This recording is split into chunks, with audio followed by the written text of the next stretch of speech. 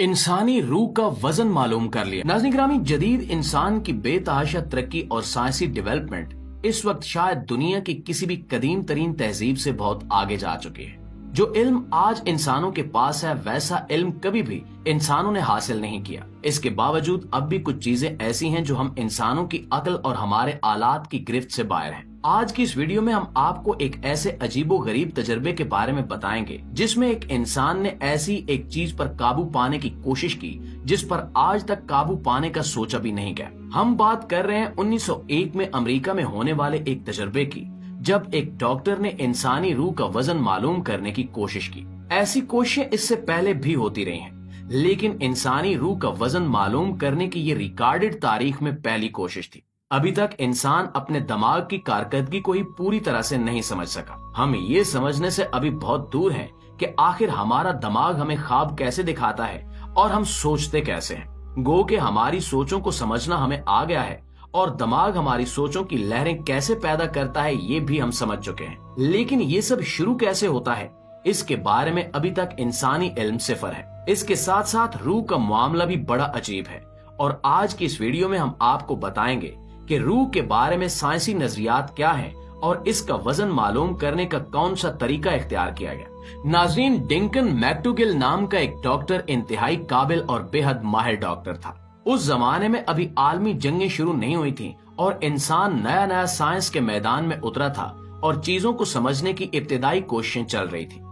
ये वो दौर था जब अभी तक न्यूट्रॉन को दरियाफ्त नहीं किया जा सका था और इसके बारे में भी कोशिश चल रही थी। यहाँ तक कि हम इंसानों को मुख्तलिफ अनासिर और एटम्स के बारे में भी पूरी तरह मालूम नहीं था कि ये कैसे काम करते हैं। लेकिन जुस्तजू का आगाज हो चुका था और जुस्तजू के इस आगाज में बेहद अजीबो गरीब चीजें भी टेस्ट की जा रही थी। क्योंकि अभी साइंसी तरक्की का आगाज ही था तो लोगों के मजहबी अकायद भी काफी मजबूत थे। यही वजह थी कि डॉक्टर डिंकन, जो कि एक आला तालीम याफ्ता और बेहद माहिर डॉक्टर था, इसके जहन में एक अजीबो गरीब आइडिया आया।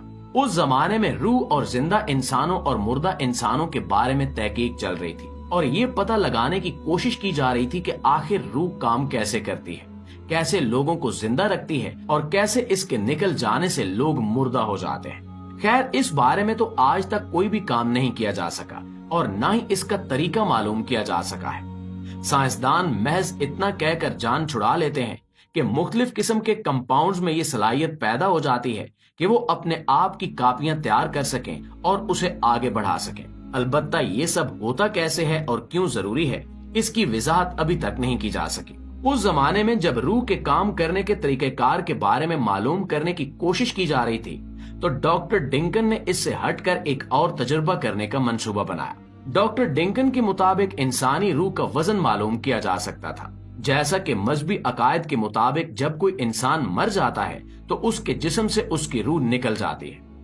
डॉक्टर डिंकन का ख्याल था कि जब इंसानी जिस्म से रूह निकलती है तो उस वजन को मालूम किया जा सकता है और अंदाजा लगाया जा सकता है कि रूह का वजन कितना हो सकता है। उस वक्त डॉक्टर डिंकन को अपने मंसूबे पर अमल दरामद करने के लिए कुछ ऐसे मरीजों की जरूरत थी जिन्हें डॉक्टर्स ने जवाब दे दिया हो और वो मौत के किनारे पर खड़े हों। अलबत्ता ऐसे मरीजों का हसूल बहुत मुश्किल था क्योंकि ना तो उस वक्त तक कोई ऐसी कानून साजी की गई थी और ना ही लोगों को साइंसी मामलात पर, साइंसदानों पर कुछ एतबार था। इस तरह से आप इसे साइंसी जिहालत का दौर कह सकते हैं। यही वजह है कि डॉक्टर डिंकन के बेशुमार हॉस्पिटल के साथ राब्तों के बावजूद डॉक्टर डिंकन ऐसे मरीजों के हसूल में कामयाब नहीं हो सका जिन्हें मौत अपनी लपेट में लेने वाली थी।